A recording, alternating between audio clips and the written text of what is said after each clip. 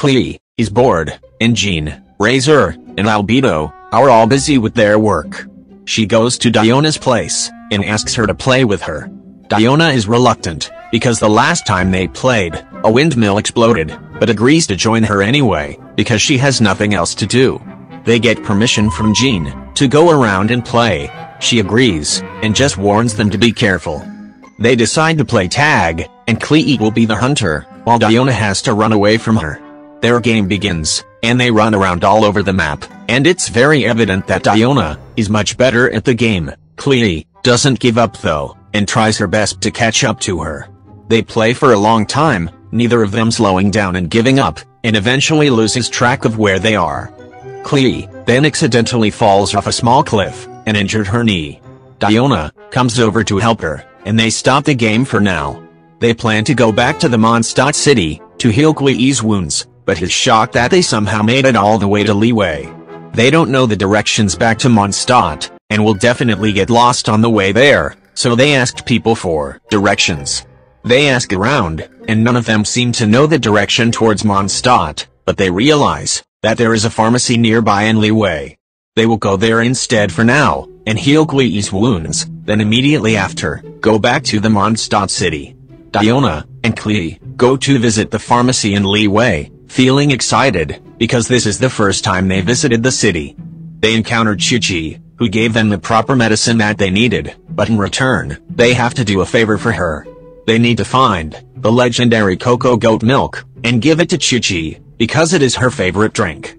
Diona and Klee fully believes her story on how to get it, and wants Qiqi to follow them, so that she can guide them to the cocoa goat milk.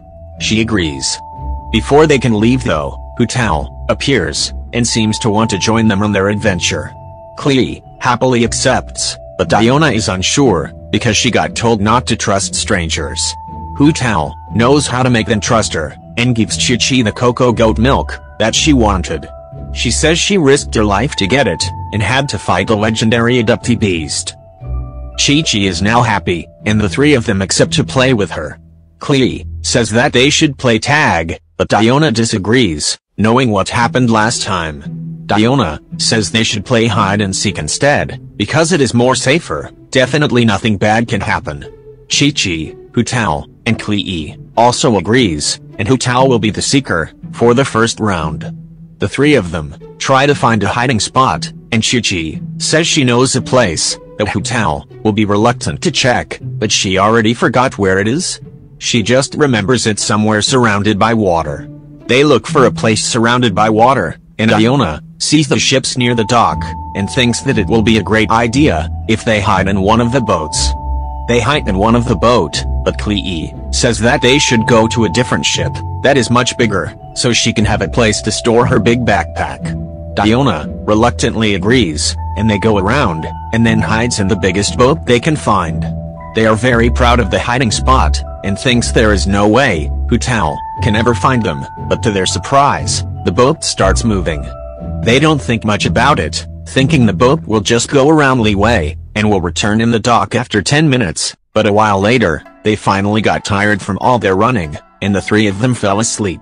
They suddenly got woken up by loud thunders, and goes to see immediately where they are now. They are shocked that they are all the way to Inazuma. Diona thinks that they should warn the adults of the boat. However, Qiqi forgets where she is, and how she managed to get there, and starts leaving the boat, and walking around Inazuma. Klee and Diona also jump down the ship to catch up to her. Suddenly, the three of them got attacked by bandits, and Klee can't fight back, because she is forbidden to use her bombs.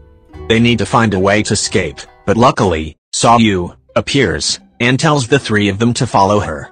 Diona, Klee, and Qiqi follows her, and they manage to escape the bandits. Sayu asks how they managed to get here, and wonders why their clothes look so different. Diona explains everything, and says that the three of them are from a different nation, but somehow reached Inazuma, because they accidentally hid in the wrong ship. Sayu is still very confused, but just takes them to see Ayaka. Ayaka greets them, but says she has very bad news. The boats that have reached Inazuma have all already left, and it will take several months before a ship is scheduled to go to Inazuma again, but she will try her best to schedule a boat for them. Klee, Qiqi, Diona, and Sayu all eat food together, and Sayu knows a way to get a strong engine for a boat. She says she heard about a monster that when defeated, drops a mechanical something that is strong enough to power a small ship. Klee is reluctant because she can't use her bombs, but Diona says the bombs are for protecting people, so it's fine. This convinces Klee, and they now plan to fight the boss. It didn't take a lot of convincing. The four of them start to fight it, and it was a very intense battle that they think will take around 10 minutes to defeat, but shockingly, they absolutely destroyed the boss with absolutely no problem, and no one was even damaged, thanks to their healing. They happily claim their complete victory.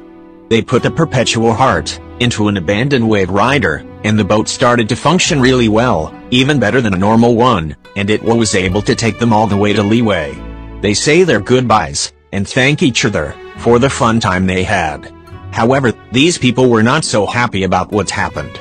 That is the end of the video. Subscribe and like. Bye.